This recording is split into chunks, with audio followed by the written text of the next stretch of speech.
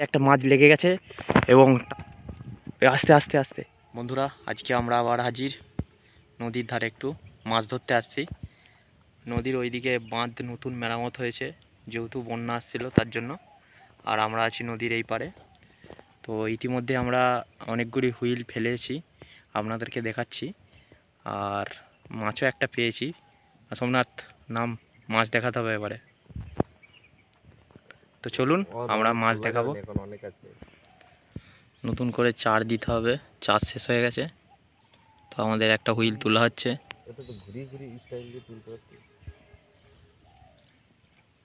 চার খেয়ে নিয়েছে, একদম চার নাই।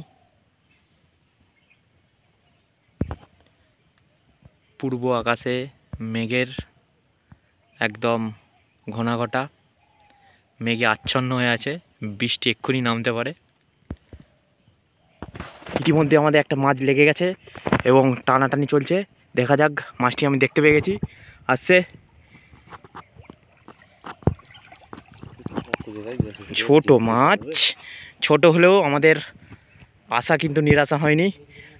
আমরা আবার একটি মাছ ধরায় সফলতা লাভ করেছি। রুই মাছ। আস্তে আস্তে আস্তে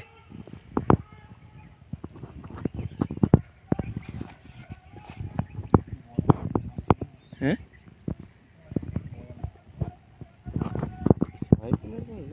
না রে, রুই মাছ।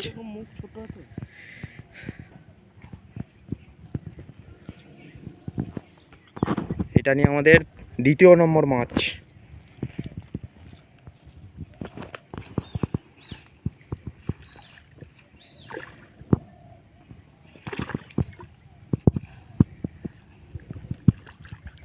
চলো, এর পরবর্তী যদি মাছ পরে অবশ্যই আমরা দেখানোর চেষ্টা করব।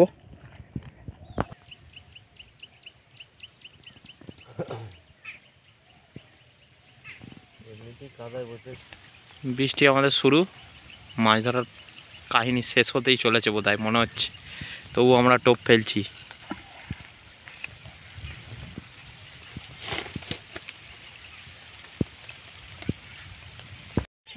চার বানানোটাকে দেখো, বৃষ্টি তো আমাদের অবস্থা দেখুন, একটা ছাতায় তিনজন, এই অবস্থা। বৃষ্টি মনে হচ্ছে থেমেছে একটু।